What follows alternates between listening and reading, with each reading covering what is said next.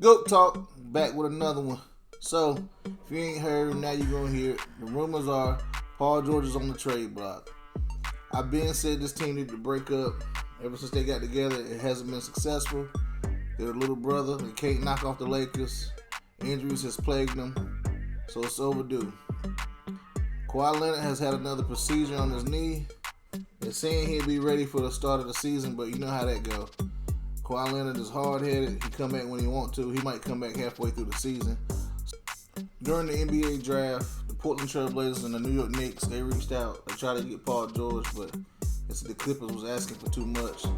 And if you don't remember, they gave up a haul to get him. They gave up Shaq Glizzy, which now he's an all-star, and a bunch of first-round picks.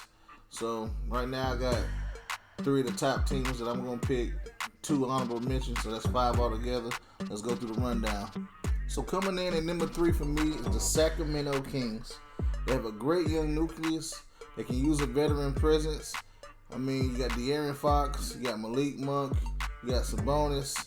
All these guys are relatively young. He can be the leader in the locker room. He can also show them how to play defense. He's a great two-way player. He was ranked 24th in defense out of all 30 teams. He'll help him on that end, and he can make big shots. Coming in at number 2, the New York Knicks.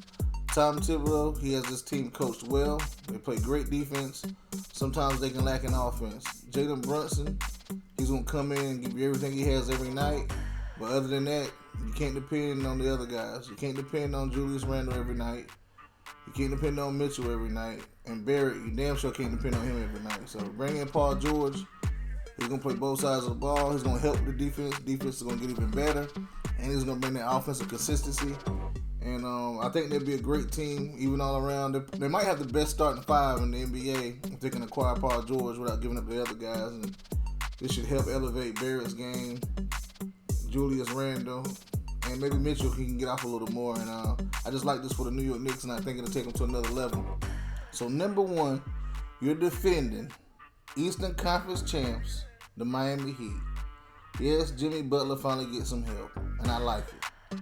Give up Tyler Hero and a bunch of spare parts, and the big 3, shall I say, will be Jimmy Butler, Paul George, and Bam Adebayo. I believe they can not only win the East again, but get back to the championship, and they might even win that. They'll be one of the best defensive teams in the league. And when playoff Jimmy can't come up with a basket or can't come up with 30, 40, 50 points, you can pencil Paul George in for 20, 30, maybe even 40. This year they lacked another scorer. Bam Adebayo, he's good, but he doesn't fill up the bucket like that. And they just didn't have anybody to help Jimmy out. And I feel like if you get Paul, and if he can remain healthy, he's that other go-to scorer.